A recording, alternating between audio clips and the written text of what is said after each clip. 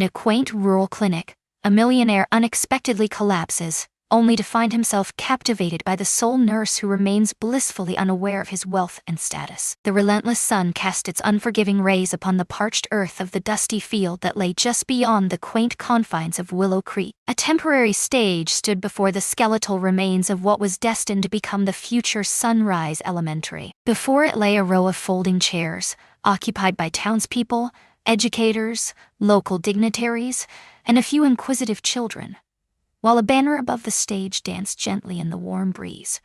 United, we forge the future. Alexander Whitmore stood confidently at the podium, his sleeves rolled up, and a rehearsed smile gracing his lips. As cameras flashed around him, he spoke into the microphone with a steady, charismatic voice, each word flowing effortlessly from his practiced delivery. "This school will transcend mere bricks and mortar," he declared. "It will stand as a beacon, a place where hope is nurtured and dreams take flight. It is my conviction that every child, no matter their place of birth, is entitled to an equal beginning." The audience offered a courteous round of applause.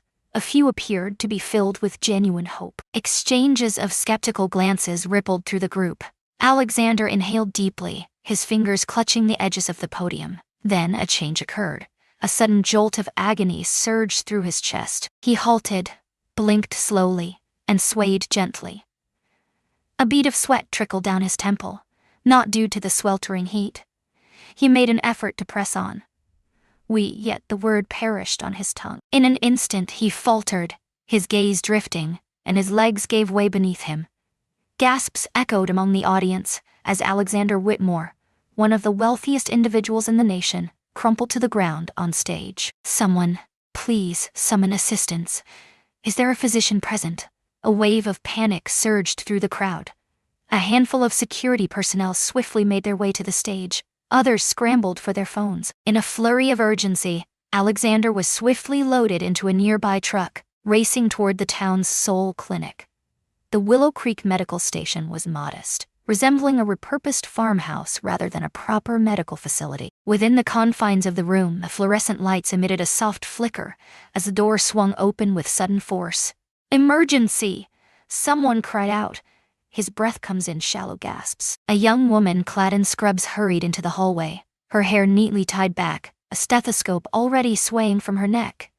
Though she stood at just 5'5", her eyes held a steely resolve. Upon her chest, the name badge proudly displayed, Dr. Eliza Bennett. "What happened?" she inquired, stepping closer, her gaze fixed on the pallid figure lying on the stretcher. A sudden chest pain struck, leading to a collapse at the event.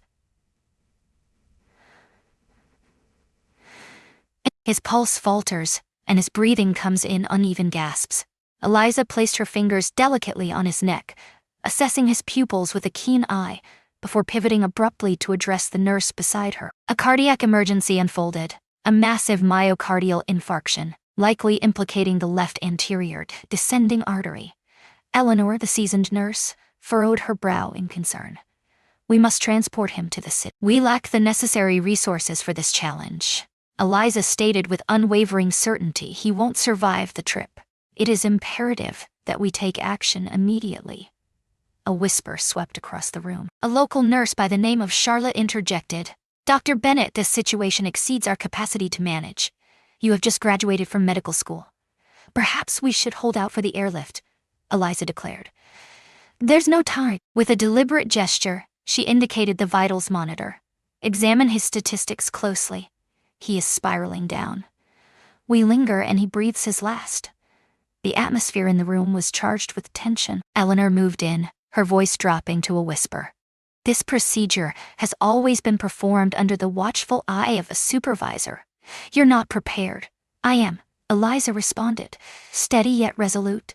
"If I remain idle, he meets his end. If I make the effort, there is a chance he could survive. That is the entirety of the reasoning I require." The team lingered in uncertainty. One of the aides whispered, "We're about to lose the largest donor this town has ever known to a newcomer." Eliza cast him a piercing glance. "I am not contemplating his name. At this moment, my thoughts are consumed by his heart, faltering before our very eyes." A moment lingered in the air. With a deep sigh, Eleanor extended the tray of emergency supplies toward her. "Then let us rescue him. They hurried swiftly.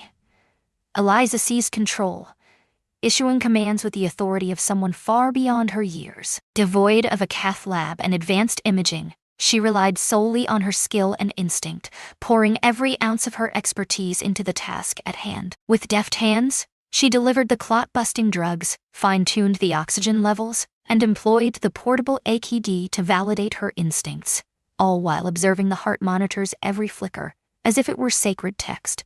Half an hour slipped away. 45. A solitary crisp beep resonated, bringing a sense of calm. Eliza exhaled a trembling breath, retreating from the bed as the monitor maintained its unwavering rhythm. Alexander's complexion started to regain its hue. His breath steadied. "He's stable," she murmured gently. Silence enveloped the room. Eleanor regarded her with an expression that revealed nothing.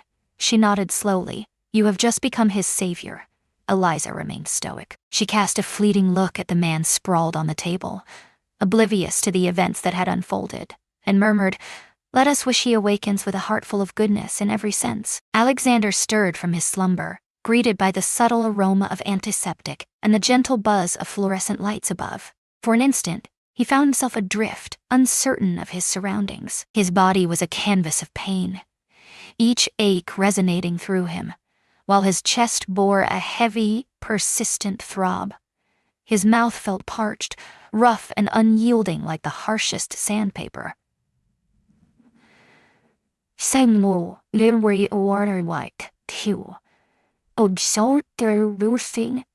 He attempted to rise, yet a surge of vertigo forced him to recline once more. A serene voice emerged from his right side. "Proceed with caution. You have just emerged from the clutches of a heart attack." He slowly turned his head to find a young woman beside him, clipboard in hand, her tone unwavering and impartial. She wore scrubs, her hair secured in a practical ponytail, her expression a blank canvas, neither cold nor warm, simply skilled. "What transpired?" He spoke in a rough, gravelly voice. "Yesterday you collapsed at the school site," she responded. "You have been brought to this place. Immediate action was imperative. Time was of the essence, and there was no opportunity to transport you to the city. And you rescued me. I took the lead in the procedure, indeed." Alexander blinked, his eyes momentarily caught in the act of surprise. "I'm sincerely grateful." "I'm Alexander Whitmore," she stated, her gaze fixed firmly on the chart before her. "We deduced that from your identification." He let out a quiet chuckle, a wince escaping him as he felt the constriction in his chest. "Ah, so you are aware of my identity. Your name is known to me. That is all I require," she stated with an unwavering tone. Alexander halted, anticipating a glimmer of recognition, perhaps even awe or admiration. He was accustomed to being recognized, not merely by his name, but by his visage, his Forbes profile, and his charity interviews. Nevertheless, the woman standing before him appeared completely unconcerned. "I'm sorry," he said, his voice measured and deliberate. "I missed yours." "Eliza Bennett," she replied. "Thank you once more, Dr. Bennett. You rescued me from the brink of despair." She offered a slight nod, yet her eyes remained unyielding. He frowned slightly, simply fulfilling his duty. "Your lack of enthusiasm is quite evident." With a raised eyebrow, she finally locked eyes with him. "Would you rather have a parade?" Alexander let out an awkward laugh. "No, few individuals address me in such a manner. I am not like the majority." He tilted his head, unmistakably. A lengthy silence enveloped the room. Alexander examined her expression, attempting to decipher her response. A serene, watchful distance enveloped the scene, devoid of fear, reverence, or curiosity. He made another attempt. "I arrived with the intention of funding a school," he said softly. "I was determined to see it through to the end. That is the reason I found myself in town." "I understand," Eliza remarked. "Your tone suggests a lack of conviction." With a subtle shift, she set her clipboard upon the modest metal table. "Men like you have graced this place in the past, armed with schemes, wealth, and assurances. An unveiling, a flag, a collection of images for your public relations team. Then you disappear, leaving us with a half-constructed building and unfulfilled dreams that never found their place on the walls." Alexander's lips parted ever so slightly, a flicker of surprise crossing his features. "I'm not like them," he asserted, A hint of defensiveness creeping into his voice, Eliza offered a faint, weary smile, devoid of mockery, simply reflecting exhaustion. That's what they all say. He swallowed hard, grappling with the right words to say. The atmosphere surrounding them thickened. I recognize your kind, Mr. Whitmore. Your intentions are good, yet this place is already saturated with enough headlines. It requires consistent execution. Alexander gazed at her, utterly astonished. He had faced rooms brimming with critics, navigated the sharp scrutiny of boardroom interrogations, and stood before the press at conferences. Yet this moment felt distinct. This was deeply personal. Curiously enough, she was indeed correct. She was indeed correct. He reclined against the pillow, his chest constricted, not from the ache that had plagued him, but from a different sensation, one that lingered in silence. Eliza cast a fleeting glance at the monitor, jotted down a swift note on her chart, and then advised,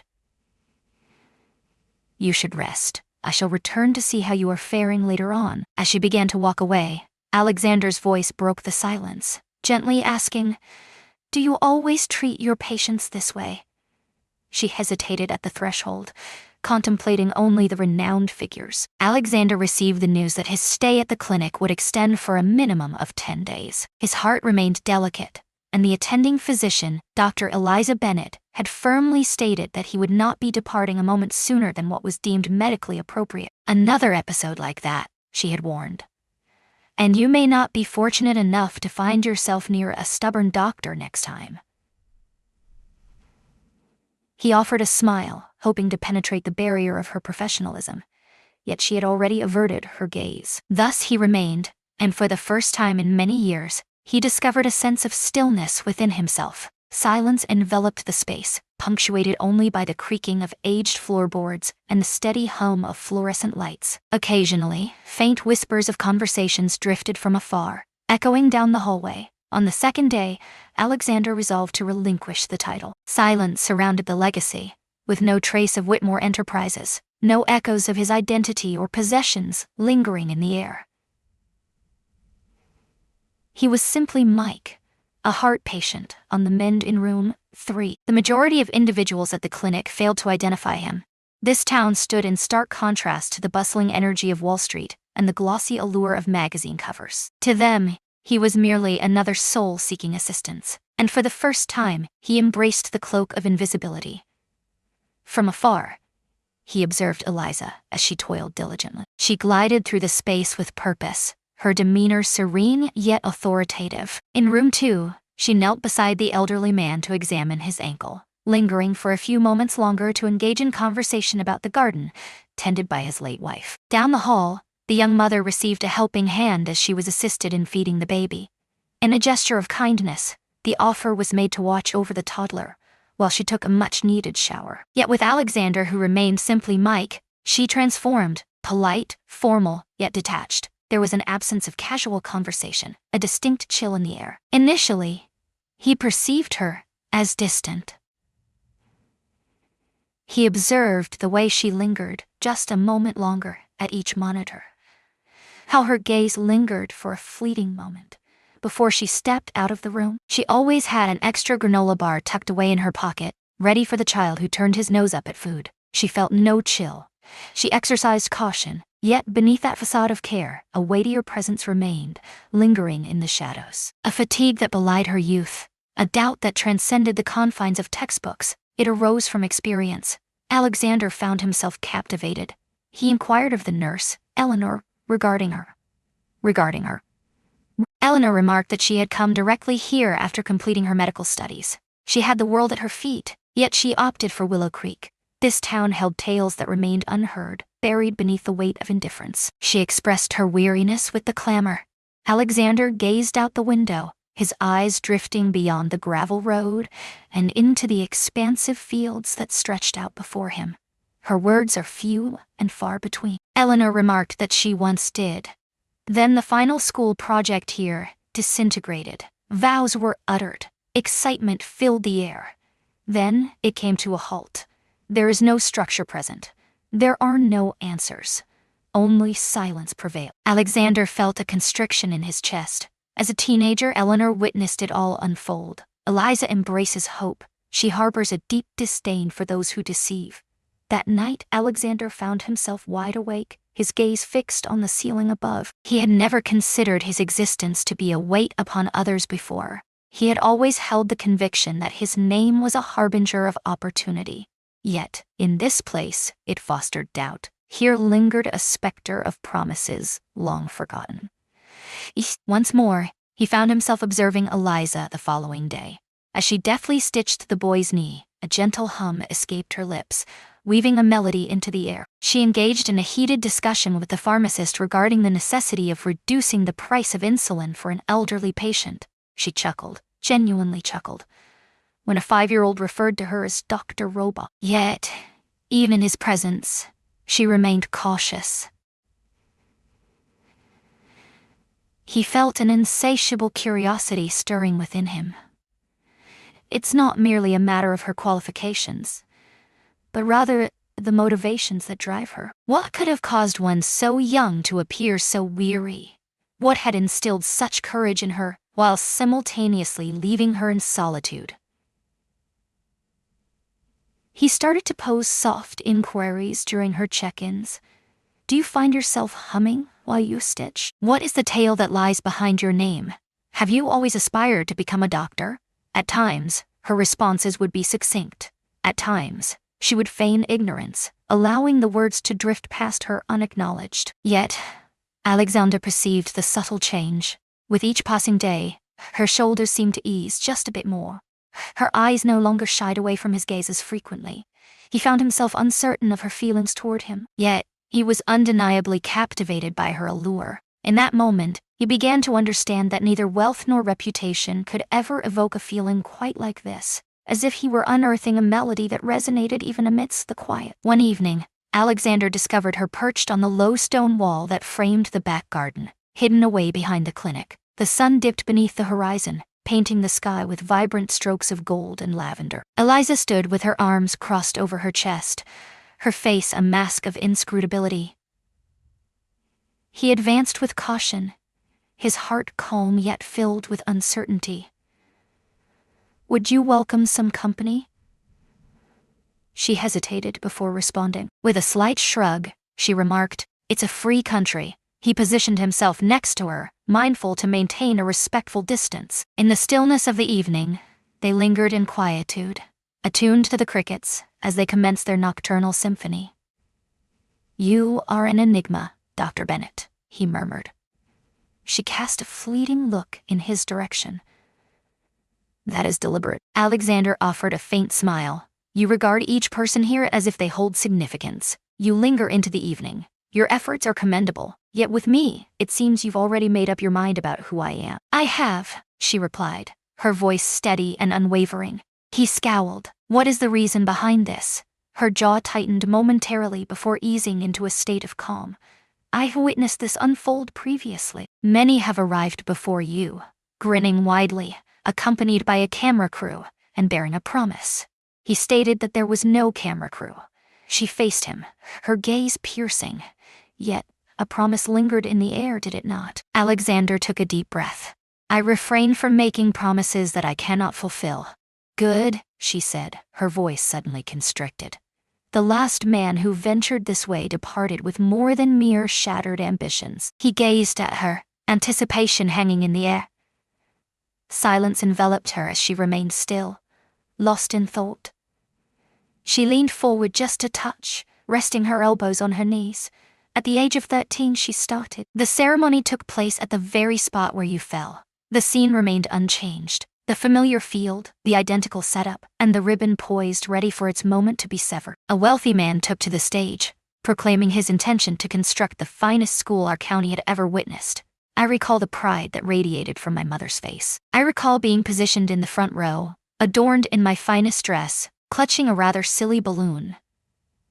Hats adorned with the project's logo were bestowed upon us. Alexander's smile vanished. They excavated the foundation, she continued. And then, silence reigned. The trucks vanished from sight. The workers departed. We spent the entirety of that summer in anticipation. Autumn arrived once more, followed by the chill of winter. The field became overrun with weeds. The children trudged along the 2-mile path to the dilapidated old schoolhouse we once attended. Each day as I walked by that place, a question lingered in my mind. What had gone awry? She gazed at him then, her eyes shadowed, remote. We waited for 3 long years, she whispered. And nothing ever arrived. Only whispers of promises that faded into silence. Alexander felt a constriction in his throat. Eliza. That's why I don't believe in you, she murmured softly. It's not solely you, each and every one of you. Those of you who believe that good intentions alone suffice. Some believe that merely appearing, delivering a speech, and exchanging a few handshakes constitutes charity. Yet, we remain the ones abandoned in your absence. We are the ones tasked with unraveling the truth for the children, revealing that the gleaming banners held no significance. Alexander's gaze fell to the ground, a sense of shame settling in his chest like a slow, smoldering fire. He had never perceived this perspective with such clarity, never listened to the narrative, recounted from the opposite end of the microphone. I never intended to be this way, he confessed. Perhaps not, Eliza responded. However, having good intentions does not equate to taking the correct actions. Once more, they found themselves enveloped in silence. He finally inquired, "What made you choose to remain here after all that has happened?"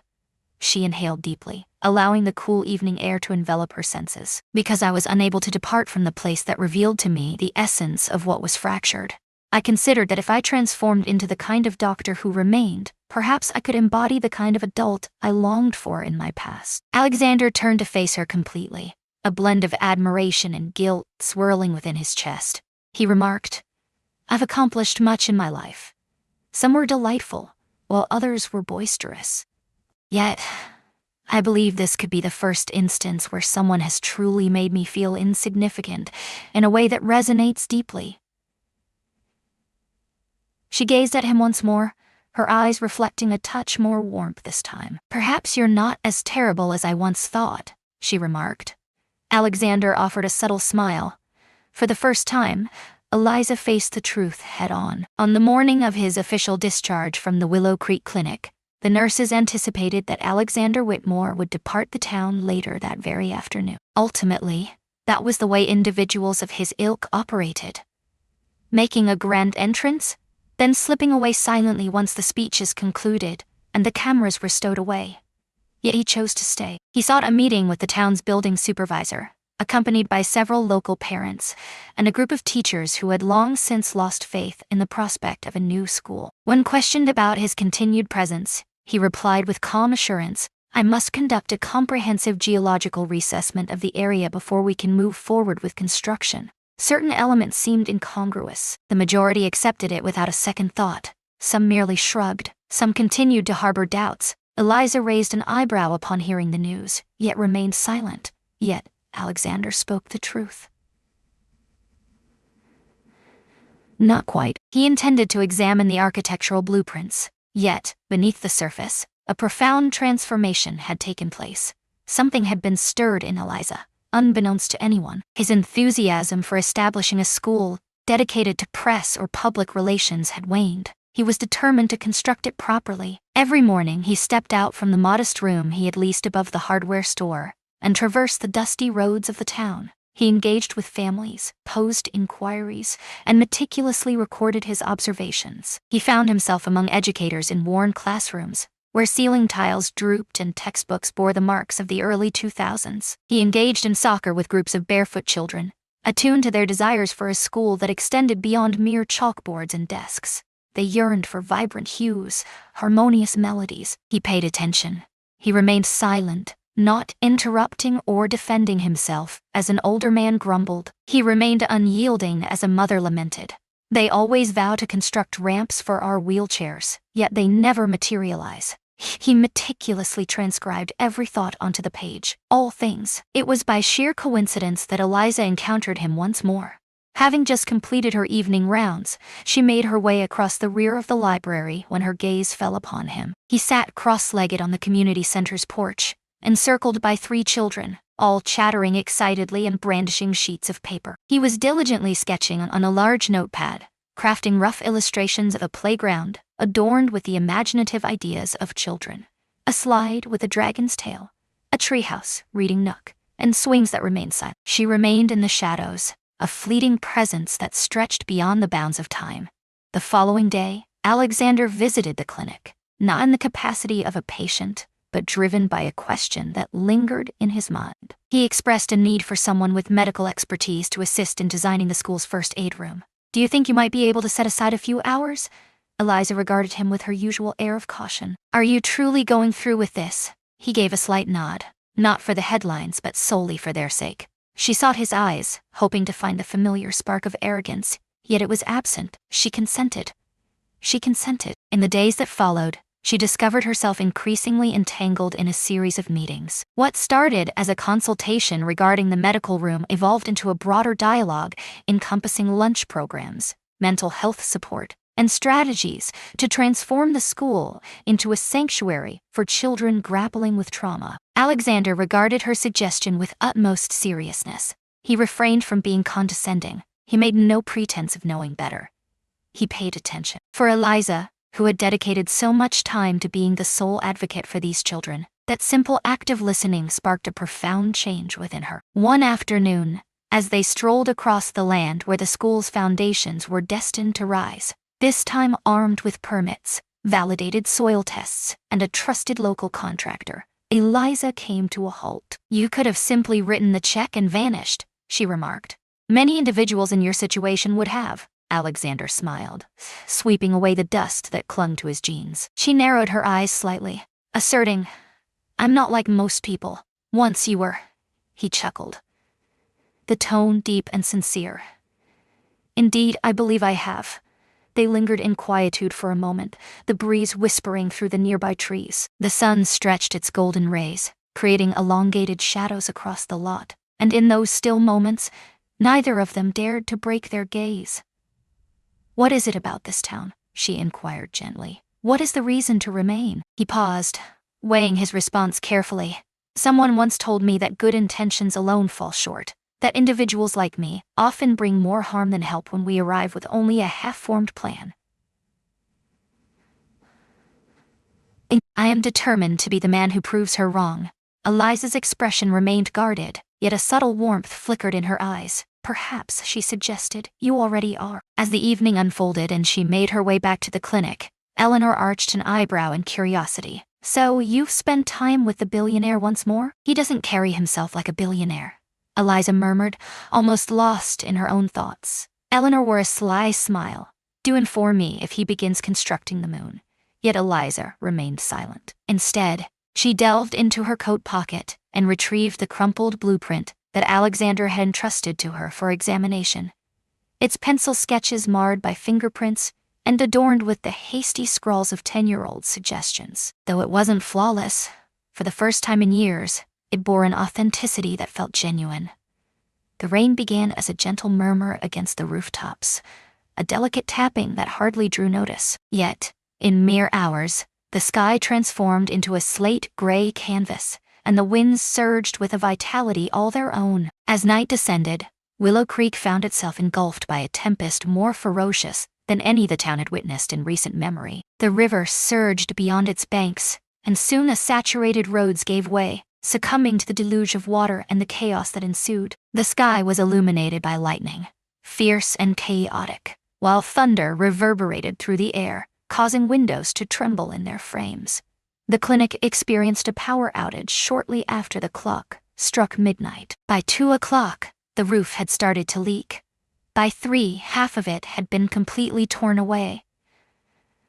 Eliza raced through the dimly lit corridors, a flashlight clenched between her teeth, urgency driving her as she moved patients to the lower level. With one hand pressed against a bleeding forehead, she shouted over the howling wind, calling for someone to stabilize the IVs. As the back door swung open with a resounding bang, she whirled around, bracing herself for an onslaught of wind and disorder. It was, in fact, Alexander. Soaked to the bone, he trudged forward, his clothes clinging to his skin, mud streaking his jeans. One arm cradled a shivering child, while the other dragged a bag of medical supplies behind him.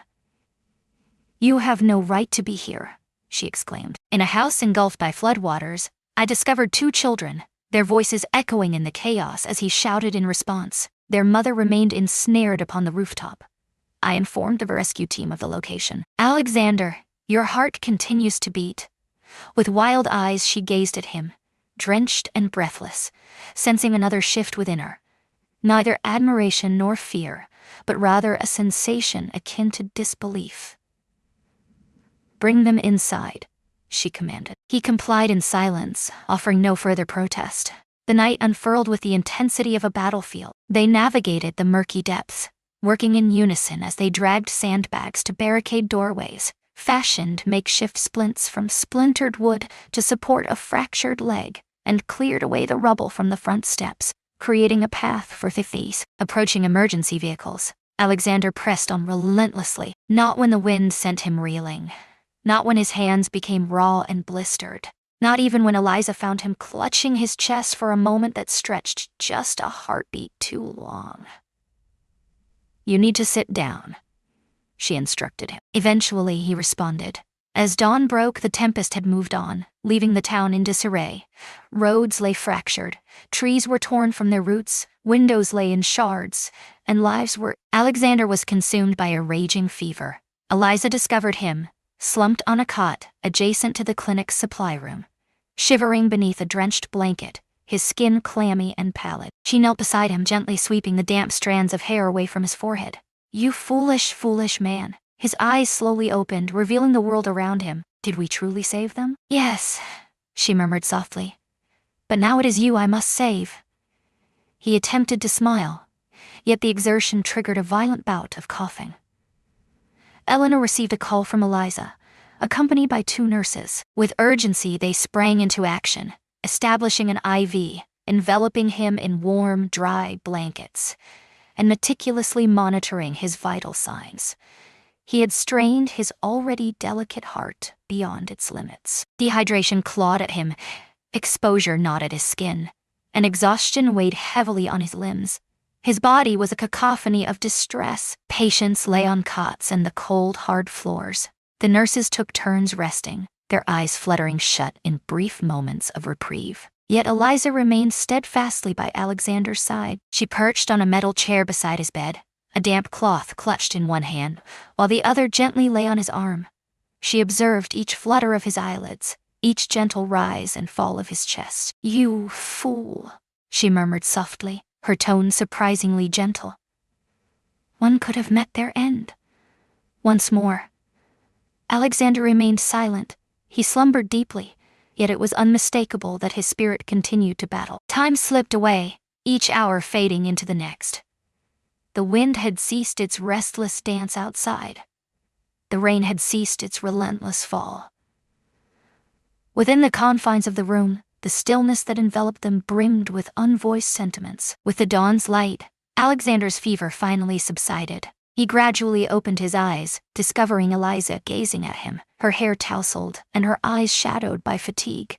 You remained? He rasped. Do you really believe I would walk away after all that you've just done? He offered a faint smile. It would have been entirely justified. She shook her head, her voice betraying the raw emotion she could no longer conceal. Alexander, she murmured softly, there is no need for you to go to such lengths. There was always the option to walk away. No one would have held it against you. I couldn't leave, he replied. Not while this town still required labor. You nearly shattered yourself in the pursuit. Perhaps, he murmured, his gaze unwavering from hers. But perhaps that is the essence of becoming the kind of man you could truly believe in.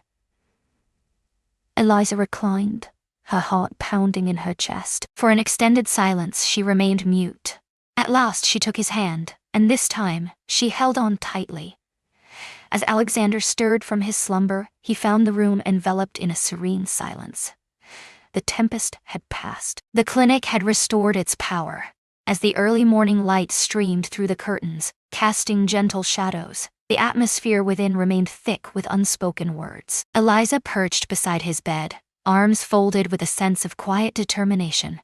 Her hair was pulled back, yet a few rebellious strands had slipped free, softly framing her weary face. As his eyes fluttered open, she instinctively straightened her posture. You've returned, she murmured gently. Alexander succeeded in mustering a faint smile. It seems I've developed a routine of waking up to you, she said with a roll of her eyes, though the annoyance was absent from her tone. He gazed at her for an extended moment, then spoke, his voice deep and gravelly. For the first time in ages, I've encountered someone who doesn't regard me with a sense of wonder. She knitted her brow in concentration. Is that satisfactory? It's honest, he replied. You failed to offer me any compliments. You had no use for my presence. Your gaze met mine as you spoke the truth. A truth that, despite my deepest desires, was the very last thing I wished to hear. Eliza remained silent. Alexander inhaled deeply, allowing his voice to gain strength and clarity. You are the first individual who inspired me to pursue actions for their own sake, not for recognition or legacy, but simply to do what is right. A heavy silence enveloped them, thick with unspoken significance. Her eyes fell to the ground. You truly frightened me that night, you know. I understand, he replied. I frightened myself as well. Eliza lifted her gaze once more, and the expression in her eyes, gentle yet cautious, caused him to hesitate. I want to believe in people, she confessed, her voice tinged with a weariness that spoke of countless disappointments. But it's difficult when you've been let down so many times, not only by strangers, but by those who were meant to remain, to show they cared. Alexander gave a slight nod. I'm not requesting your belief in me just yet. I simply ask for the opportunity to continue proving my presence. She remained silent for what felt like an eternity. She leaned in, tenderly smoothing the blanket over his shoulder. Rest, she whispered softly. Energy is essential. For what? He inquired, a faint smile gracing his lips. For a ceremonial ribbon cutting. 2 weeks later, the town convened once more on the familiar field, yet this occasion bore a distinct air. There's no extravagant stage, no media vans buzzing about, no ostentatious suits in sight. Instead, the scene was filled with people. Families, children dressed in freshly ironed clothes, parents clasping hands, and teachers discreetly wiping away tears as the ceremony was about to commence. The school now stood with pride, fully realized, devoid of half walls and rusted beams. Within the walls of the school, classrooms came alive with desks neatly arranged, chalkboards ready for lessons, and cozy reading nooks inviting exploration. Outside, a vibrant playground beckoned with its bright swings, while a humble library stood proudly, its shelves brimming with books, many generously donated by those touched by Alexander's story, eager to contribute to something meaningful. Alexander lingered at the periphery, clad in a modest button-down shirt and jeans, devoid of any entourage or grand introduction to reveal his identity. The townsfolk were aware, yet they also understood that he had remained. They had witnessed him perspire, laboriously transport bricks, engage in strategic discussions, and traverse from door to door with surveys in hand.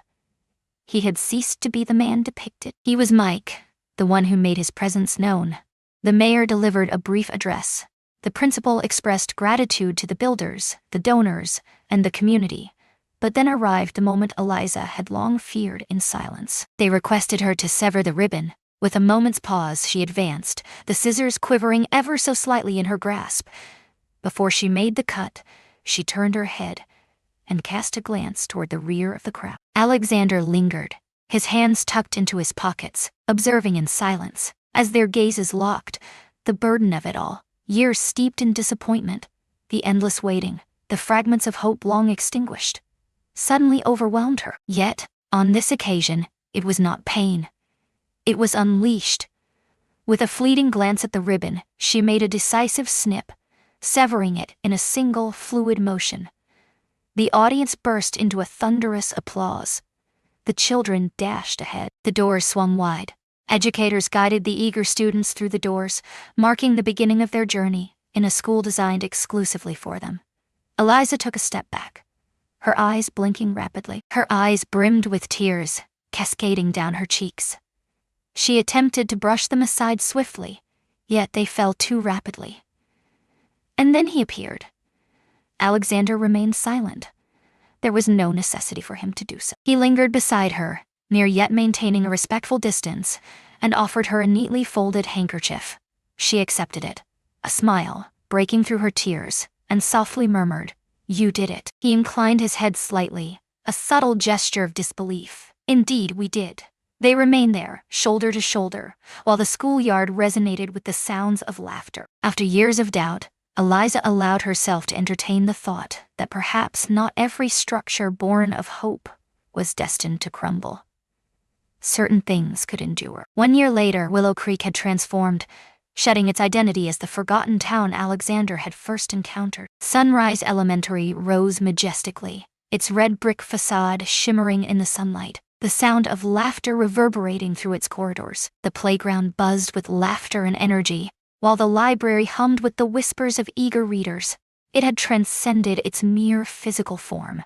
It was a vow fulfilled. Eliza Bennett, now proudly bearing the title of Dr. Bennett, had taken the helm of the freshly renovated Willow Creek Medical Center, strategically located just across from the school, with financial backing discreetly supplied by Alexander. She guided a group of enthusiastic, dedicated healthcare workers and organized free clinics bi-weekly.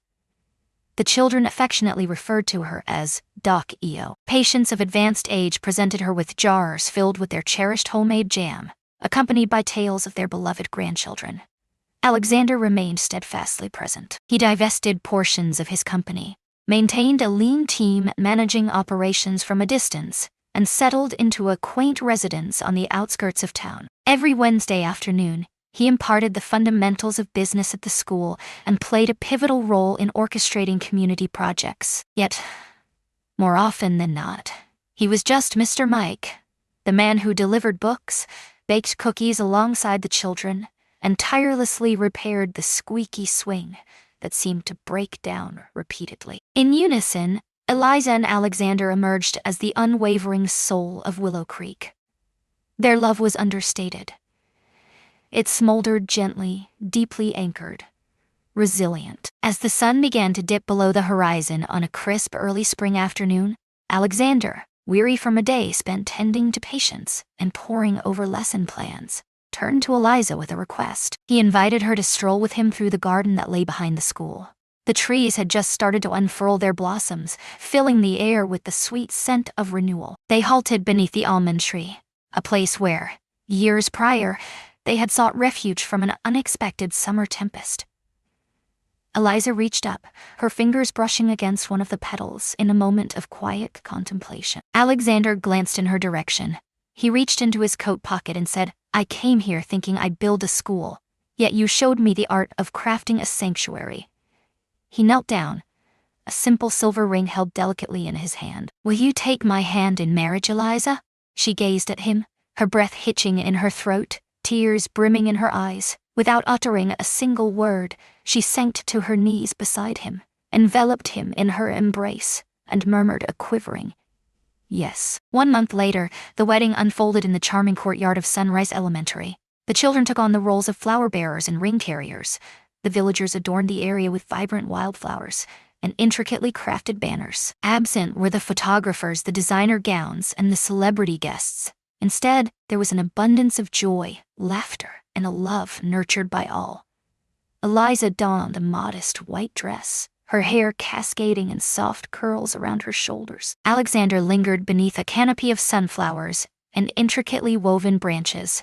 As she made her way down the aisle, the sound of applause reverberated against the fresh walls of the school, leaving no eye untouched by emotion. Under the vast expanse of twinkling stars, they swayed gracefully to the melodies emanating from an antique record player. A surplus of pies emerged from the oven, an abundance that could only be described as excessive. The mayor delivered a speech that elicited laughter from the crowd, and as the evening drew to a close, Alexander and Eliza strolled home barefoot, her heels clutched in one hand, his jacket gently resting on her shoulders.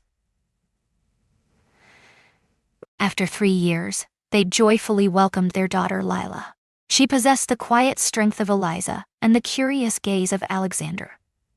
She cherished the moments spent nestled on her dad's lap during story time, as well as the joy of planting flowers with her mom in the garden behind the clinic. Each morning, she dashed to the school fence, eagerly waving at the older kids, while every night she demanded a bedtime story that recounted the tale of how her parents constructed a school and discovered one another. Alexander crafted part-time now, delving into a book centered on sustainable philanthropy, grounded not in abstract theories but in the realities of his own experiences. Yet, the majority of his days were devoted to assisting Eliza, nurturing Lila, and caring for the garden where they had first discovered the art of cultivating something genuine. At the forefront of Sunrise Elementary, adjacent to the flagpole, a substantial wooden frame displayed a photograph captured during the inaugural spring festival.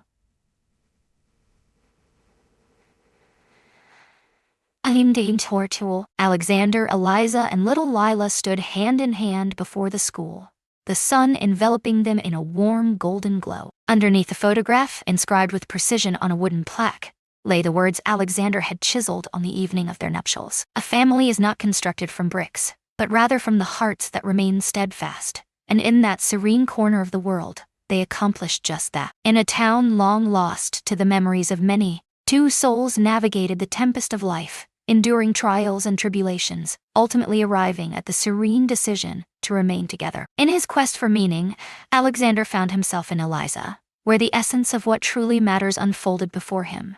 Being there, not just making commitments.